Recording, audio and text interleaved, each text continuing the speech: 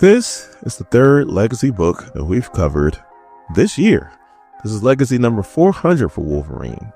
So naturally, this is a longer story. And there's a short story that I normally don't include in these videos. Like I save them for maybe a shorter video or a YouTube short, but I had to include it. The short story is well worth it. Trust me. Support the comic book industry by visiting your local LCS. My name is Dorian. This is SEM Comics. We continue our coverage of Wolverine with number 8. Our story starts off with Wolverine just getting his ass whipped. When I tell you Romulus is putting it on Wolverine, he is putting it on him. I mean, Lord have mercy. Punching him in the face, gutting him in the stomach. I mean, knees to the nose. He's just beating the Jesus out of his ass. And he's just talking big. I mean, big. And that's his downfall. Because as soon as he talks about doing something to Laura, even though Wolverine knows she can handle herself, he just loses it. Only takes out 2 claws and is like, that's your problem. Over all these thousands of years, you have never learned to keep your mouth shut, and stabs him right in his mouth. I mean, all the way in his mouth. I hate to say it, but he deep throat all those claws. And then Wolverine takes out all 12 inches. And Romulus is trying to say something, but he know he's done. Hell, the ADAMANTINE know he's done, because it gets right off him and it's like, I guess you're not our champion. But then it turns to Wolverine and it goes, but you might be. Hell, in tune with your weapon, you are the weapon, even though you got that false metal on you. I mean, you might be our champion, but you know what? We need to explore this new world. We need to see the ins and outs of it, before we make our decision. And then it morphs into this Greek or Roman soldier. And then Wolverine goes to attack him. And it just pimp smacks the hell out of Wolverine. And it's like, wait your turn. We'll be back to face you soon. Dips out, takes Romulus, with his deep throat ass with him. So as Wolverine's crawling out, he's like, when I first fell in this hole, I thought I was going to the center of the earth. But as I'm crawling out, I realized it wasn't that deep. He sees Laura and he's like, everything all right? And she's like, yeah. These guys just kind of just passed out, which was good because I was on my last legs, to tell you the truth. So she's like, how you doing? And he's like, well, I defeated Romulus, but ADAMANTINE got away. Looks like it took all the ADAMANTINE with it, because these guys don't have anything on them. But just like you, I was on my last legs down there too. So as they go outside, they meet up with Nightcrawler and Leonard, the Wendigo. So Nightcrawler's like, yeah, we was out here chilling and all these sirens started going off and started heading inside. Wolverine's like, yeah, we did. Made an anonymous phone call to the FBI. We needed somebody to pick these bozos up. So he's like, how was Leonard? And Nightcrawler was like, he was great. We talked and he behaved himself. Wolverine's like, great. It's good to get some good news for once. So the Nightcrawler's like, so what are we doing now? Wolverine's like, I've been reacting to everything. But once I want to sit back and try to think my next move out and see if I can beat this ADAMANTINE to whatever it's about to do next. So speaking of next, everything is black. And then Wolverine's waking up and he goes, I'm struggling waking up, which is something I never do. So somebody drugged the hell out of me, because I'm like an animal. I just wake up. There's no drugginess to it. So there is some drugginess, something's wrong. And whoever it is that drugged me knows me, because the dose that it takes to kill a horse only barely gives me a buzz. So then it gets to the doors and it goes, maybe they don't know me, because these doors ain't gonna hold me. And it cuts right through them. So he's trying to piece together what he remembers last, and he remembers going to some cheap motel with Leonard just to kind of chill out for a second. He was watching TV, and then next thing you know, he went to sleep. So that means somebody gassed the room.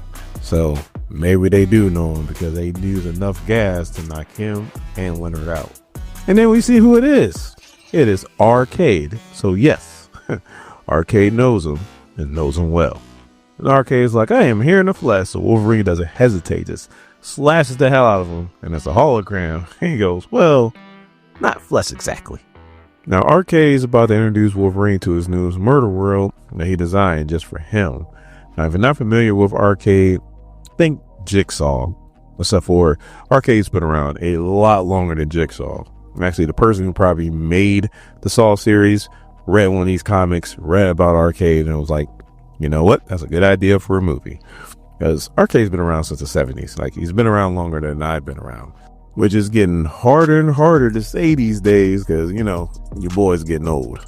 In a nutshell, his plan is to have the Wendigo sit in this chair that's pretty much going to stab, probe, and hurt the Wendigo and inject him with like some kind of like hunger like serum to get him to the point to where whenever Arcade wants, he'll release the Wendigo and he's going to eat the live studio audience that was not kidnapped. They were kidnapped, but he says they weren't, but they were.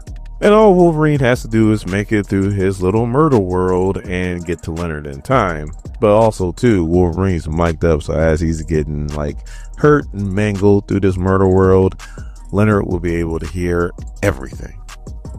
So like I said before, Wolverine and Arcade, they have done this dance before. So Wolverine is like predicting exactly where the swinging blades are at and the trap doors, and none of this are like issues for him right about now. But then he turns the corner and he walks into something new. A room designed to look just like the Weapon X facility that he was in when he got his adamantium put in. There's even a reenactment going on of him getting stuff filled with adamantium. There's even like a stuffed doll of the doctor who was in charge of the whole thing. And Wolverine's like, I know this is supposed to piss me off. I know it's supposed to push my buttons. But there's a thing about getting your buttons pushed. Sometimes they work. He just starts tearing into this robot dummy. I mean, just slashing it, ripping it apart. He starts to compose himself when he gets a whiff of Leonard, and he's like, all right, as much fun as that was, I need to get back on track. And then he finds a hidden door that's in the room, because there's always a hidden door, kicks it down, and proceeds to go down the hallway. As he gets to the next room, it leads into a cabin. And then there goes his long lost love, Silver Fox, who was killed by Sabretooth. And he's like, damn, Arcade knows me well. He even smells like her. But he jumps over her because he's like, if I touch her, she's rigged to explode. And I don't need those problems right now. He crawls through the fireplace as it's on fire to get to the next room where you got Jean, and she's in trouble because there's all these Cyclops that's about to do something to her.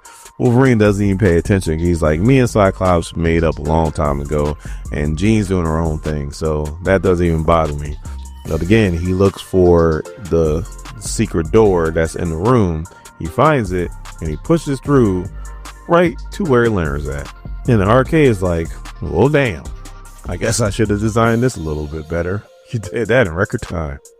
He's like, it don't matter. I've been pumping this thing full of hunger fluid, so he's ready to go. And he releases Leonard. And the first thing Leonard does is attack Wolverine. And Wolverine fights right back, punches Leonard right in the face 2 times, unsheaths his claws, is about to do something, and he catches himself. He's like, nah, we're going to do this another way. Puts back his claws, raises his hand, and was like, look, I'm not here to fight you. If you're going to do something, you're going to have to do it to me. Leonard wastes no time, punches him dead in his face. And Wolverine's like, it's so hard not to fight back because that's my first instinct, but he doesn't. And Wolverine is putting it on him like Romulus was putting on him. I mean, beating him down. Claws to the face, knees to the face. He even has a flying elbow like he's Macho Man Randy Savage. Ooh, yeah.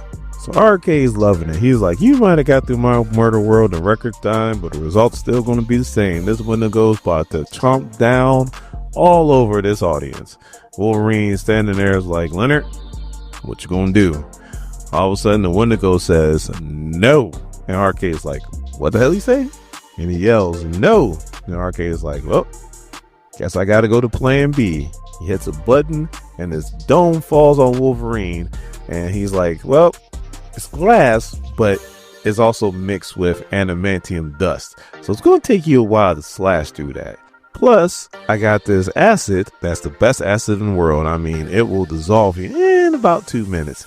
And it's probably going to take you a little bit longer than 2 minutes to slash out that cage. So, looks like you're going to die, Wolverine. So Arcade pretty much thinks he won. And all of a sudden he hears a thump and it's Leonard, and he's breaking through the glass room that he's in. He's like, only enough adamantium does to make the dome. I couldn't put it into this glass, and Leonard crashes right through and then takes a big bite into Arcade. Wolverine is doing his damnness to try to break through that glass, but he is having issues, and his feet all the way up to his knees is pretty much dissolved, showing his adamantium skeleton. So Wolverine's like, I'm a knife, and right now I need a hammer, and that will be Leonard, because I just ain't got enough strength to cut through this glass. And in a minute, this acid is going to be high enough to where it's going to start dissolving my organs. So all of a sudden, Leonard comes out of nowhere to be Wolverine's hammer. He starts punching the other side of the glass. It breaks through. He grabs Wolverine and he covers him up to protect him from the acid. But then all of a sudden, he just drops like a sack of potatoes. And Wolverine's like, this dude is dead. I know he's dead. He's trying to nudge him, but there is no use. And all of a sudden, some like snow starts showing out of nowhere, and Leonard, the actual kid, comes out of the Wendigo. So Wolverine looks for Arcade, but Arcade is long gone, and he used some kind of cotton candy spray to cover his tracks, which Wolverine says is god awful. So now to his best guess, he feels like the Wendigo curse got reversed because Leonard started doing good things and actually sacrificed his life, and so that's why the Wendigo curse gave him a second chance. So of course the people that were trapped inside is giving Wolverine and Leonard some dirty looks. Wolverine's like, it doesn't even matter, just glad they're safe. And as he's walking along, his legs are starting to heal back, but they still looked horrible. So then we cut to a few days later in Minneapolis. Leonard wants to introduce Wolverine to his mom, which Wolverine did not want to go meet this dude's mom, but after days and days of begging, Wolverine finally gave in. This woman comes to the door talking about, I'm eating dinner, what do you want? And then she goes, Leonard? Oh my God, it's you, Leonard.